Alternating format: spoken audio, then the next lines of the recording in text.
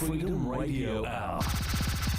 Live on Capital Radio 91.6 FM. All right, everybody. Welcome to another edition of the Freedom Radio Hour. I'm your host, DJ Adam Cruz, and normally I have my fantastic co-host, Eddie Nicholas, right next to me, but Eddie is off for this episode. We're going to dive right in and give you the latest in music business news and trends from around the globe. You're deep in the zone right here on the Freedom Radio Hour, live on Capital Radio 91.6 FM and on the web at dwobmusicradio.com. First out of the gate, we want to talk about a topic we discussed earlier. That was the that was the Marvin Gaye versus Robin Thicke and Pharrell Williams case. That song, Got to Give It Up by Marvin Gaye, was put into question in a lawsuit filed by the estate of Marvin Gaye against Robin Thicke and Pharrell Williams for their song Blurred Lines. So if you recall, there was a big debate that continues to this day about inspiration. You see, I'm a producer of music and DJ as well, so I am inspired by things I hear in the street, a sound of a horn of a car, concrete hitting sounds, anything like that is inspirational and helps me when I create my own music.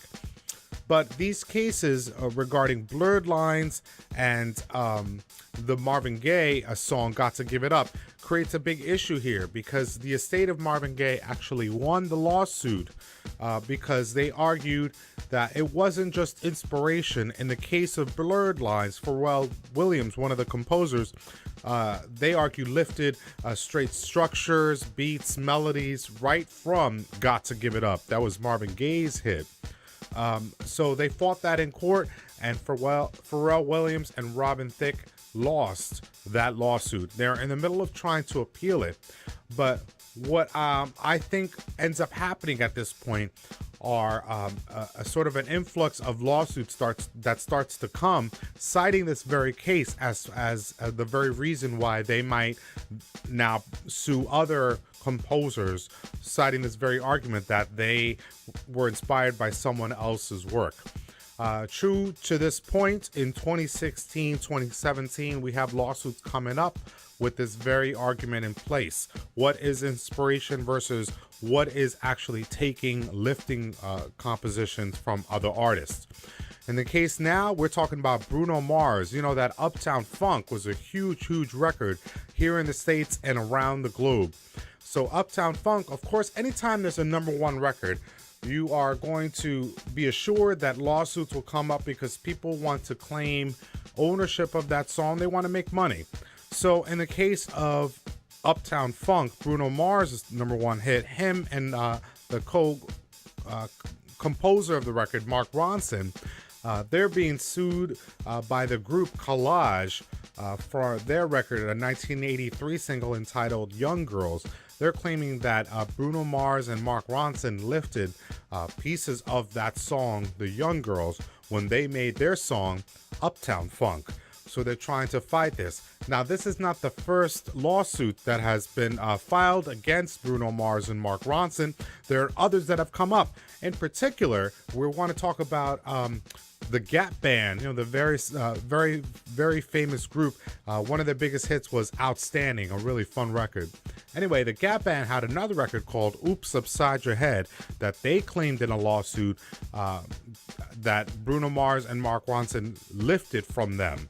So in this lawsuit, the result was that now the Gap Band, members of that group, are included in the credits for Uptown Funk, and they're also entitled to 17% of the royalties that are earned for Uptown Funk. So it actually behooves some artists to fight this argument with these number one songs so that they can get a piece of the pie. The problem here is what? There's a few things. I think that this is a slippery slope that we in the music business were afraid would happen. On the one side, you want to say, okay, Marvin Gaye, the estate of Marvin Gaye, you had a point. Perhaps Blurred Lines was straight copied. Other people say, no, it's not copied so much as it was inspired by. That means it had the feel and vibe of that song, but it wasn't copied. So this debate lingers on now when you consider other number one songs that have come up since Blurred Lines, like Uptown Funk. So this is going to be a very interesting time because beyond this being a debate about inspiration versus copying, especially when we consider house music, here on the Freedom Radio Hour, we love our house music.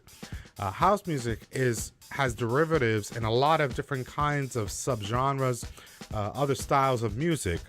Does that therefore mean that any house music producer or composer will automatically owe royalties to some entity that might be considered the original composer of a certain thing? Let's say it's a beat pattern. In house music, there are very certain structures and melodies in place that make it a house-like song or a house-like track. So by doing that or creating that style of music, are we as composers in house music already infringing on the copyright of some original composer who was the first person who put these ideas together in this way? It starts to get very complicated. Let's take a break. When we come back, we're going to talk more about this music business. Where? On the Freedom Radio Hour on Capital Radio 91.6 FM and on the web at dwildmusicradio.com. Freedom Radio Hour. Live on Capital Radio 91.6 FM. And we're back live on Capital Radio 91.6 FM and on the web at dwildmusicradio.com. You're deep in the zone right here on the Freedom Radio Hour. We're your number one source for music business news and trends from around the globe. I'm your host, DJ Adam Cruz, and normally I have my fantastic co-host Eddie Nicholas next to me, but he's off for this episode. Last we broke, we were talking about the dynamics around what to do with respect to streaming income. You see, here on the Freedom Radio Hour, we like to break down what's called the streaming wars. These are several of these outfits, these organizations that want your money, not once, but on a per month basis. In particular, the biggest, heaviest hitters of them all are Spotify, Apple Music, Tidal, Pandora. Amazon has recently got into the swing of things, and more of these outfits are really trying to figure out what they can do to get more of your dollar. Some are offering tiers, free service, and then they get you to pay into it. Others are offering high definition, low definition packages, and so on and so forth. So it becomes really lucrative over the years when you start to see how big these streaming outfits have gotten on the backs of the music. Most recently, YouTube has announced that they have paid out $1 billion, that's with a B, $1 billion to record labels in 2016. They're very, very proud of that, and they insist that they're paying their fair share. And again, YouTube and other streaming services often point to record labels in terms of arguing that they mismanage the funds once they receive them from YouTube and then disseminate it out to the artists on their roster for whatever the reason is. Once the money from these streaming outfits go to the labels, it isn't always disseminated out in a transparent way. So artists and musicians are often left in the dark, especially around key elements with respect to the math. When you think about streaming counts and the advertising dollars that are brought in on the backs of music and videos that support the music. So now with YouTube announcing that they've paid out $1 billion this year to record labels, what they're saying is this is money that was earned from the advertising platform that YouTube has designed. Has garnered this money so that they could then pay out to record labels in the year of 2016. But the Recording Industry Association of America, IRAA, they're criticizing such statements from YouTube and other streaming outfits because while they're touting the $1 billion payouts, they aren't saying that this is the money that they're paying as a result of the use of the music, as the streaming of the music. So in other words, they're paying for advertising dollars that they make, that they pay, but they aren't clear enough about how much is being garnered in terms of the royalties earned for the music that you hear. You see, YouTube says wait a minute, we have a problem here because you are looking to YouTube as if we're like a Spotify. Spotify you go to with the purpose of listening to music.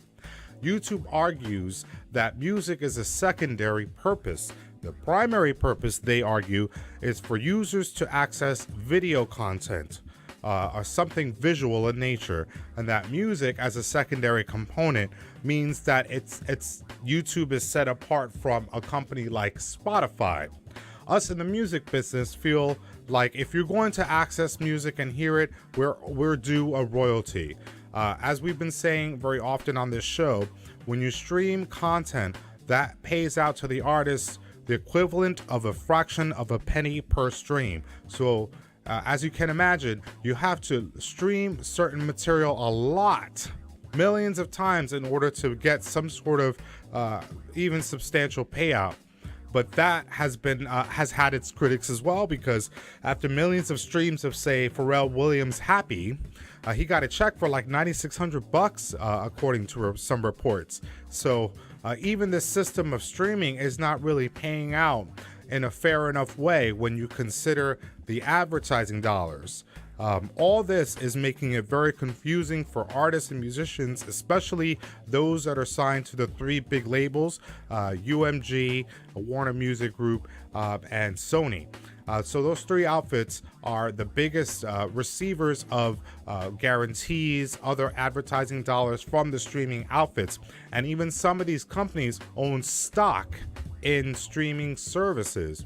So it becomes quite a conflict of interest, if you can imagine, when you consider the smaller artists that are trying to figure out how to create more of a transparent system when you have these companies all working together or having ownership in each other's companies.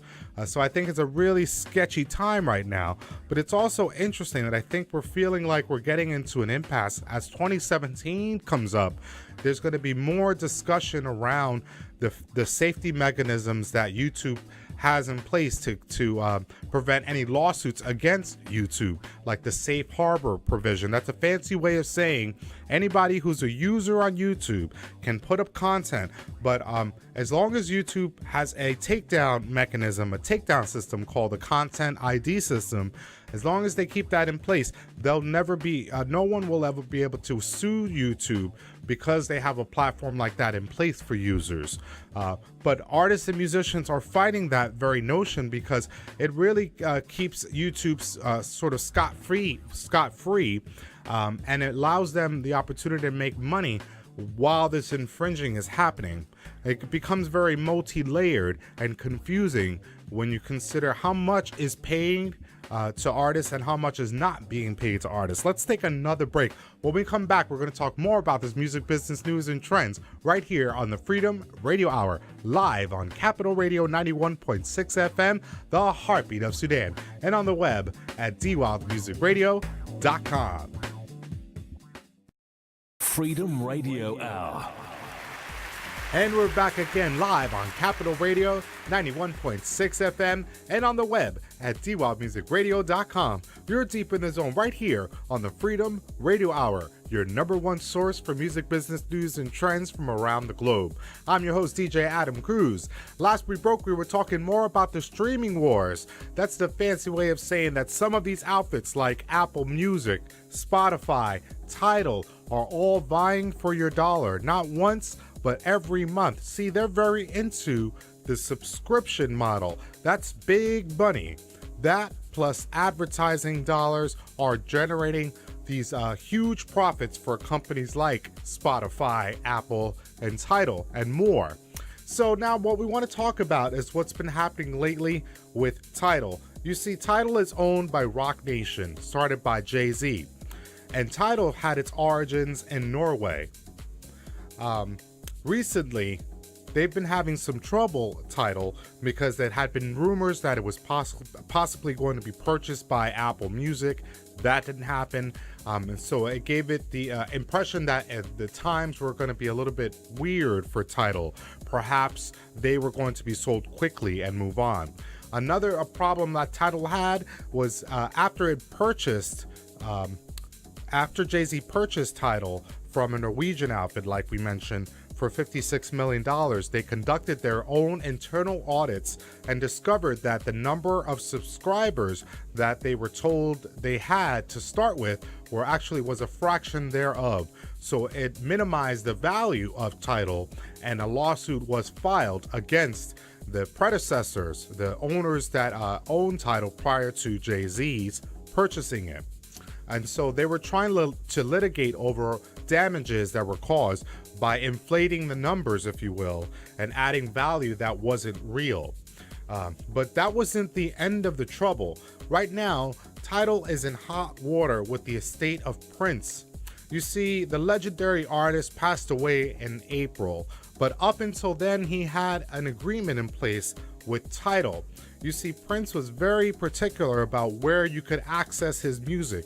For a long time, Prince was often at the cutting edge or was in front of the trends with respect to digital downloads and the digitization of music.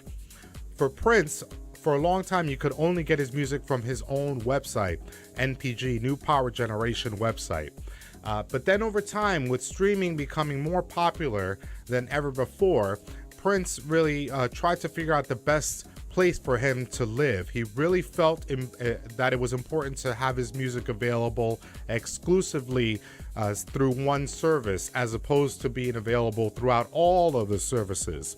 So he signs an agreement with Tidal and makes his entire catalog available through the Tidal service only.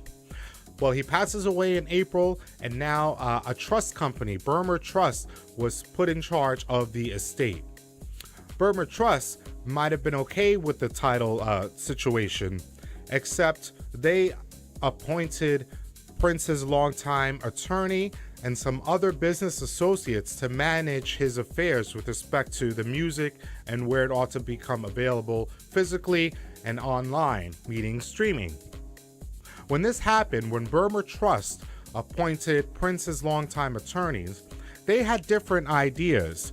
They didn't necessarily want to go with a Tidal service, so they went with someone else. UMG announced that they were going to make Prince's catalog available through their services and not through Tidal. You see, when Prince passed away, the estate, the trust that we're talking about, Burmer Trust, solicited requests for proposals for managing Prince's music. And according to the trust company, they said they received a proposal from Roc Nation, and that's the company that owns Tidal. And Roc Nation was citing their artist first approach, their value system as a company. We're talking about Tidal now. And they also cited Prince's already championing Tidal and being available through the Tidal service as a way of adding leverage to their proposals. So in other words, they're saying, look guys, look trust company, Prince was already down with us. He believed in our system. We paid a higher royalty than the other streaming outfits for him. And so we'd like to continue that vision for Prince after his passing. Well, when Burmer Trust appointed the attorneys to look after the affairs, they didn't go for the Roc Nation proposal. They opted for this UMG proposal instead. So now it's creating an issue because there are lawsuits now being filed against Tidal, because as of today's broadcast, Tidal still has most of Prince's catalog available on the streaming services right now, from his first album For You to even his Black album to the Batman soundtrack to even his most recent Hit and Run Phase 1 and 2 are all available on the Tidal service still today. The lawsuit claims that Roc Nation only had rights to the Hit and Run Phase 1. That was one of the last releases that Prince released. They're claiming that yes, Tidal had the right to stream that album only, but not all of the material. Roc Nation is countering that and saying, yes, we had that agreement with Prince. But there's one big problem here. What's the problem? Well, even though they've been requested to do so, Roc Nation has not been able to produce the documents that support that claim that Prince wanted his entire catalog available through the Tidal service exclusively. So that's a big problem for Roc Nation. They can't provide They can't produce the documents that support the claim that Rock Nation had the right to stream Prince's material the way that they currently are streaming it outside of this one album. Because according to the trust company, again, they're in agreement that Tidal had rights to the Hit and Run album, phase 1 only. But as I'm saying, the Tidal service is, as of this moment, has Prince's almost his entire catalog still available from the service. So they must be waiting for the final verdict around these lawsuits before they take action, whether it be editing the availability of albums, removing albums, or adding to. So I'll keep you posted about what's happening with the Prince situation, but it's a very interesting thing because it's very telling. What's the call to action here? When you are signing an agreement with someone, please make sure that you see it all the way through and the written documents are in place back and forward. So if anything ever happens, you can produce the documents that claim what you're claiming. That's a very important thing. I also want to take this opportunity to give a really big shout out to one of my dearest, a mentor, a person that I actually got to work with one time in my life, Mr. Louis Vega. Congratulations to you. He has been nominated for a Grammy for his album entitled 28, a fantastic album. Make sure you check out EddieNicholas.com for his one-time single and his You Left Me remixes that are available now. His Do You Want to Dance LP will be coming soon. And of course, check out your man DJAdamCruz.com for more of this fantastic music, as well as my Freedom LP, available everywhere, even on the Tidal service. I'll see you guys next time. Have a great weekend and a great week ahead. We'll see you next time. Capital Radio 91.6 FM and on the web at dwildmusicradio.com. Peace.